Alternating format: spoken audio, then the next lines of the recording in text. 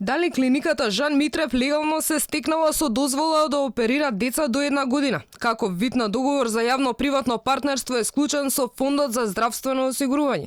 Дали со заминувањето на единствениот детски кардиохирург во земјава, доктор Владимир Чадиковски, болницата Жан Митрев ја губи дозволата за да извршува вакви операции?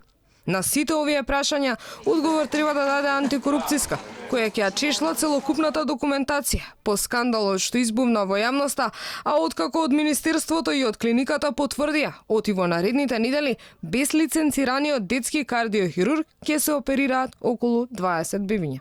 Бараме документи, постапката да утврдиме дали постапката за доделување на лиценцата за вршење на дејноста од областа на детска кардиохирургија на специјализираната болница е спроведена согласно одредбите од законот и на тоа што Чадиковски даде отказ, дали има услови за прогласување на едностран раскин на лиценцата.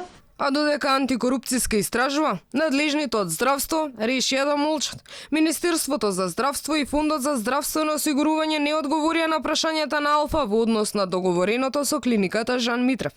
Без коментар остана и министерот Венко Филипче, откако на директно прашање на Алфа не упати одговорите да ги побареме во Фондот за здравствено осигурување.